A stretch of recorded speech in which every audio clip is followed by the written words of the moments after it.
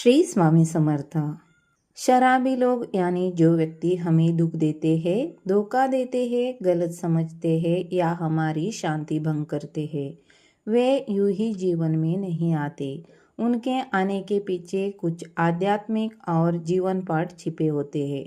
पहला, कर्मों का हिसाब चुकाने के लिए। हमारे शास्त्रों में कहा गया है, जो जैसा बोया वैसा काटा। कभी हमने अनजाने में किसी को कष्ट दिया होगा, कभी अहंकार, क्रोध या अपेक्षा की होगी। वही कर्म अब मनुष्य के रूप में हमारे सामने आते हैं ताकि कर्म का चक्र पूरा हो सके। जब हम बिना बदले की भावना के सहन करते हैं तो कर्म कट जाता है और आत्मा हल्की हो जाती है। दूसरा, हमें मजबूत और जागरूक बनाने के लिए। शराबी लोग हमारे भीतर छिपी शक्तियों को बाहर लाते हैं। पहला, सहनशीलता। दूसरा, आत्मसम्मान। तीसरा, ना कहना सीखना। और चौथा, भावनात्मक परिपक्वता। अगर सब लोग अच्छे होते तो हम कभी खुद को पहचान ही नहीं पाती। तीसरा, सीमाएं सिखाने के लिए, बाउंड्रीज। कई बार हम ज़रूरत से ज़्यादा अच्छे बन जाते हैं। हर बात सह लेना, खुद को पीछे रखना, दूसरों को सिर पर बैठा लेना। शराबी लोग हमारे जीवन में आते हैं और हमें सिखाते हैं, अब बस खुद की इज्जत करना सीखो। चौथा, अहंकार तोड़ने और विनम्रता सिखाने के लिए।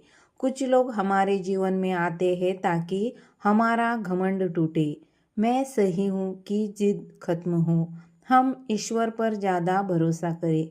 यही से आध्यात्मिक यात्रा शुरू होती है। पांचवा, दिशा बदलने के लिए, लाइफ टर्निंग पॉइंट। अक्सर देखा गया है, किसी ने धोखा दिया तो हम थोड़ा सा सतर्क हो जाते हैं, किसी ने ठुकराया तो हम आगे बढ़ जाते हैं, किसी ने गिराया तो हम ऊंचे उठ जाते हैं। शराबी लोग कई बार हमारे जीवन के टर्निंग पॉइंट भी होते हैं। 6, उन्हें रोकना हमारा काम नहीं, सीखना हमारा काम है। याद रखिए, ईश्वर किसी गलत व्यक्ति को सजा देने के लिए नहीं भेजता, बल्कि हमें सही बनाने के लिए भेजता है। जब सीख पूरी हो जाती है, वो व्यक्ति तो बदल जाता है या खुद ब खुद जीवन से दूर हो जाता है। कहने का मतलब यही है कि अच्छे लोग खुशियाँ देते हैं, बुरे लोग सबक देते हैं और दोनों जीवन में ज़रूरी है। इसलिए शराबी लोगों से घृणा नहीं, धन्यवाद कहिए, क्योंकि उन्होंने आपको और बेहतर इंसान बनाने में मदद की। अब बात करते हैं शराबी लोगों के साथ डील कैसे करें ताकि वो हमारे घर के लोग भी हो सकते हैं। सबसे पहले यह समझ ले, आप उन्हें सुधार नहीं सकते, यह सबसे बड़ा सत्य है। शराबी व्यक्ति तब तक नहीं बदलता जब तक वह खुद बदलना न चाहे। बार बार समझना, लड़ना, रोना आपको थका देता है, उन्हें नहीं बदलता। मानसिक दूरी बनाना पहला कदम। दूसरा, भावनात्मक दूरी रखें, इमोशनल डिटैचमेंट। शराबी लोग अक्सर झूठ बोलते हैं, वादे तोड़ते हैं, गुस्से में अपमान भी करते हैं। उनकी बातों को दिल पर ना ले, उनके हालात उनकी कमजोरी है, आपकी नहीं। आप बस इतना जान ले, यह उनका नशा बोल रहा है, वो नहीं। तीसरा, साफ सीमाएं तय करें, स्ट्रॉन्ग बाउंड्रीज। सीमाएं न हो तो नुकसान तय है, क्या करें? साफ कहे, नशे की हालत में बात नहीं होगी, गाली अपमान पर बातचीत बंद करे, पैसे देने की आदत बंद करे। क्या ना करे? उनके साथ बहस धमकी बार बार समझना बंद करे। सीमाएं चुपचाप लागू करे, भाषण देकर नहीं। चौथा, सुरक्षित दूरी बनाएं, फिजिकल एंड मेंटल सेफ्टी। अगर व्यक्ति हिंसक है, चिल्लाता है, चीज़ें तोड़ता है, तुरंत दूरी बनाएं।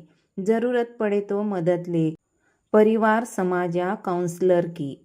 आपकी सुरक्षा सबसे पहले है।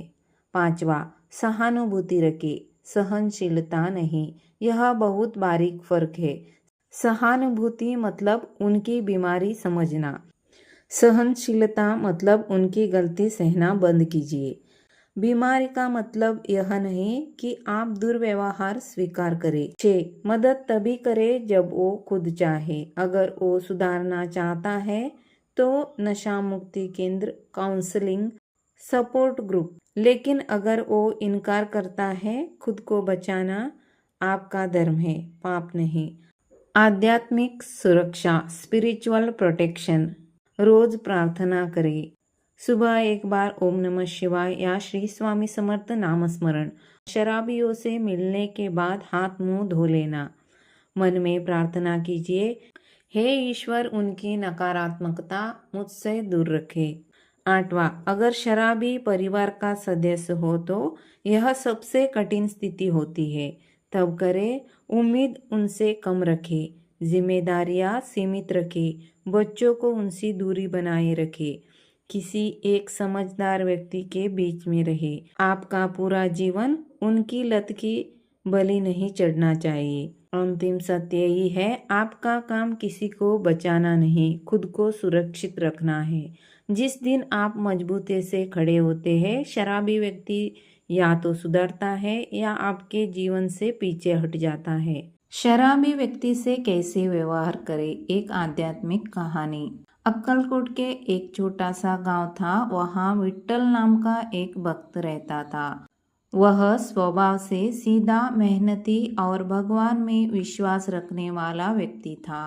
पर उसके जीवन में एक बड़ा दुख था। उसका छोटा भाई माधव, जो शराब का आदी हो चुका था। माधव रोज शराब पीकर घर में कलह करता, माँ को अपशब्द कहता, पैसे बर्बाद करता और विट्ठल का अपमान भी करता था। विट्ठल रोज मन ही मन में टूट जाता। वह सोचता, मैं कितना भी सह लूं, ये सुधरता क्यों नहीं।